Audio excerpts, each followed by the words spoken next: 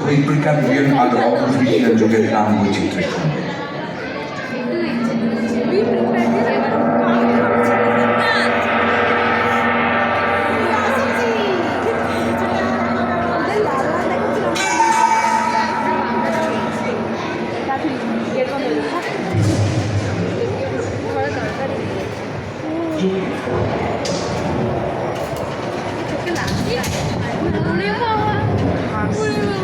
আজ থেকে 460 কোটি বছর আগেই সৌরজগতের জন্ম এবং ধারাবাহিক বিকাশের শুরু বলে মনে করা হয়।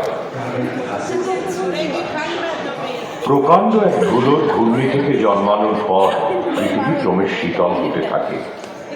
পৃথিবীতে প্রাণের উদ্ভবের মূল কৃতিত্ব বায়ুমণ্ডলের। প্রায় 350 কোটি বছর আগে এক কোষী জীবেদের আবির্ভাব। তখনও ধরিত্রী উষ্ণ ছিল, বায়ুমণ্ডলে অক্সিজেন ছিল না। প্রায় 280 কোটি বছর আগে স্ট্রোমোটোলাইটসের ফটোসিনথেসিসের পরে বায়ুমণ্ডলে অক্সিজেনের সৃষ্টি। অক্সিজেনের পরিমাণ 120 কোটি বছর আগে একাধিক নিউক্লিয়াস যুক্ত